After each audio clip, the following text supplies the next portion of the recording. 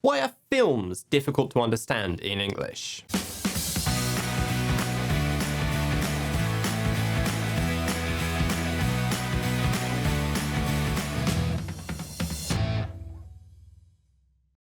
Good morning, good afternoon, or good evening.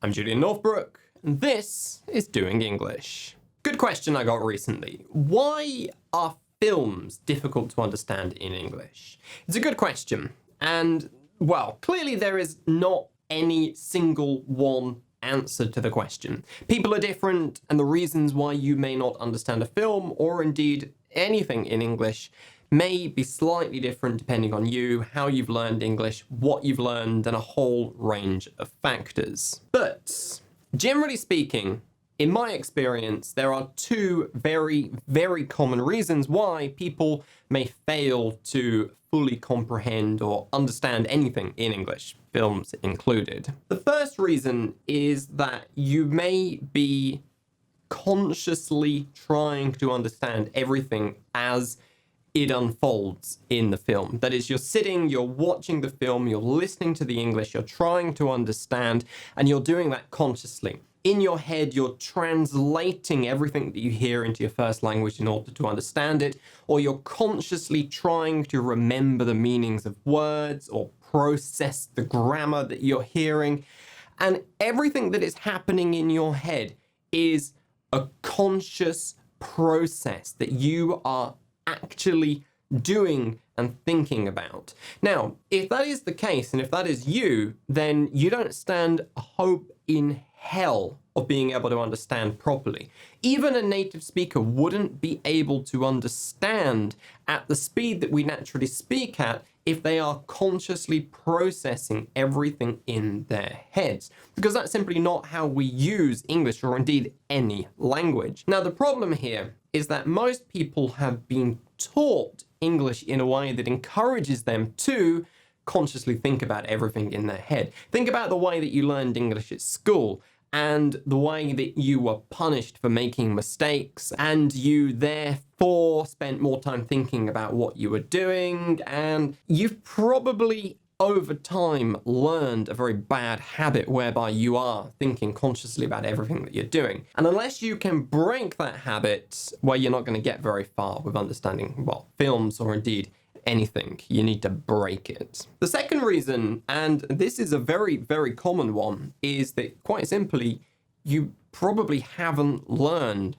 the English that you need to understand a film. Again, this is very, very common, and in my own PhD research, I looked very closely at this. I researched the relationship between the materials that people use to learn from and the English that they develop from that. And I studied a group of students who didn't seem to have gotten good at English at all. Their teachers said they failed. They've spent all these years learning English and they haven't picked anything up. But the reality was that they were actually quite fluent in the English that they'd learned. It's just that the English contained in their textbooks was totally useless for real life. They'd learned English that they didn't need, basically. And when people spoke to them in English or when they had to speak themselves, they didn't know what to say and didn't know what people were saying because it was English they hadn't learned. Now, that's an extreme example, but I see this all the time. People want to get good at conversational English. They want to be able to understand conversational English. They want to be able to speak conversational English, the kind of English that you hear in a film. So what are they doing to improve? They are studying the vocabulary in newspapers. But that actually doesn't make any sense at all, because the vocabulary in newspapers is, well, newspaper talk. And unless you want to speak like a news presenter, then, well, that's not particularly helpful, is it? Simply put, if you want to get good at understanding films or, again, any kind of conversational English, because that's what films are, spoken conversational English, then, well, that's what you need to be focusing on. You need to find materials that are going to help you to get good at spoken conversational English. Studying things like newspapers or textbooks that are not designed for that specific purpose aren't gonna get you to where you need to be. Now, the question is then, what is the best method to use so that you can learn to speak English in English without having to think about it in your native language? What should you be studying? What should you be learning? What should you be focusing on? That, my friend, is what you're going to learn in my book, Master English Fast, an uncommon guide to speaking extraordinary English. This bad boy takes you step by simple step through the English improvement process and shows you, the intermediate to advanced English learner, exactly what you need to do to get really, really good at English. Link in the description or masterenglishfast.com. Look, I'll be brutally honest. Getting good at English is not difficult. Learning to understand films, learning to speak yourself in conversation is not hard. In fact, it's very, very simple. But most people have picked up a lot of bad habits over the years, methods that simply don't work, that are not designed to do what they want to do.